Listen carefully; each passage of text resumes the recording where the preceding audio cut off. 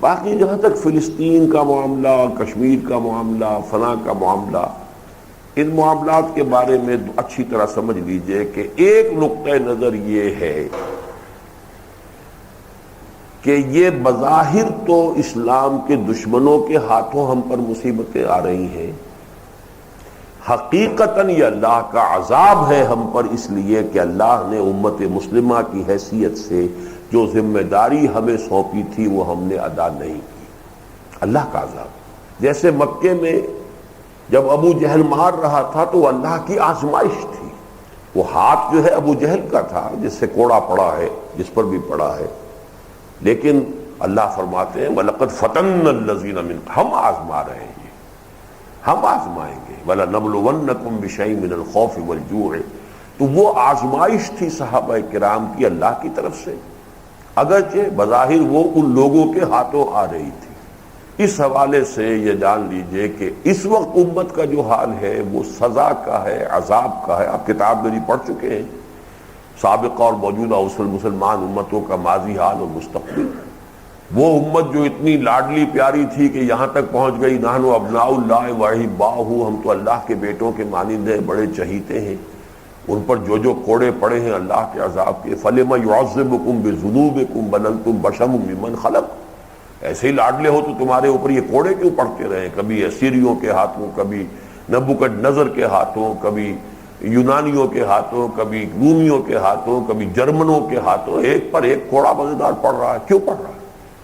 تمہارے کرتوتوں کی سزا دے رہے ہیں، اس لیے کہ ہم نے تمہیں ایک اونچا مقام دیا تھا اور تم نے اس کے تقاضوں کو پورا نہیں کیا۔ بعین ہی وہی مسلمانوں کے ساتھ ہو رہا ہے اور شدید سے شدید تر ہوتا جائے گا جب تک کہ امت مسلمہ اس فرض منصبی کو ادا نہ کرے۔ اور اس فرض منصبی کا منیمم تقاضا یہ ہے کہ کم سے کم ایک ملک دنیا میں سائزیبل ایسا ہونا چاہیے کہ جس میں وہ اللہ کے دین کو قائم کر کے دنیا کو دکھا سکیں یہ ہے اللہ کا دین، صحیح نمائندگی کر سکیں روئے ارضی پر اللہ کی، ورنہ وہ مس ریپرزینٹ کر رہے ہیں اللہ کو اور اس کی جرم کی سزا جو ہے انہیں مل رہی ہے۔ جن لوگوں کی سمجھ میں یہ بات آ گئی ہو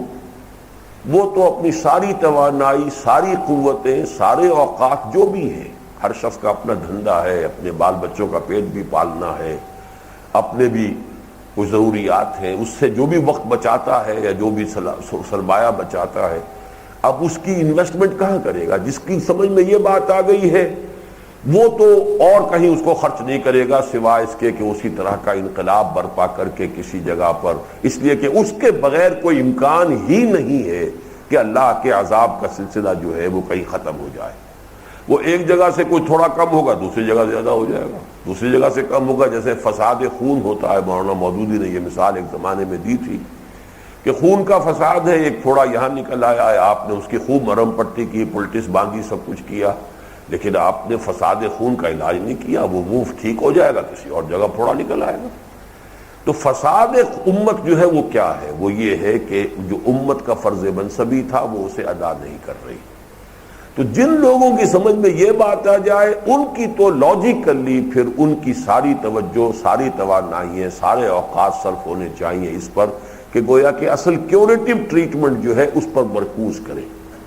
جن کی سمجھ میں یہ بات نہ آئی ہو، بڑی تعداد ایسی لوگوں کی جن کی سمجھ میں یہ بات نہیں آئی، وہ اگر مدد کر رہے ہیں تو بہت اچھا کام کر رہے ہیں۔ ہم ان کی کبھی کسی درجے میں بھی، چاہے وہ فلسطینیوں کی مدد کر رہے ہوں، کشمیریوں کی مدد کر رہے ہوں، وہ چیچنیا والوں کی مدد کر رہے ہوں، تو بہرحال پھوڑے کو بھی تو آخر کچھ نہ کچھ درد جو دے رہا ہے تو پلٹس باندھ کر یا کوئی اور اس کے اوپر ٹریٹمنٹ کر کے جو کم سے کم جو ہے جتنے درد ہو رہی ہے اس میں کوئی شدت میں کمی ہو جائے تو وہ برا کام نہیں ہے، کوئی غلط کام نہیں ہے۔ لیکن جن لوگوں پر پہلی حقیقت منکشف ہو گئی ہے وہ بھی اپنی صلاحیتیں وہاں جھونک دیں گے تو اصل کیوریٹو ٹریٹمنٹ کا تو کوئی بندوبست ہوگا ہی نہیں۔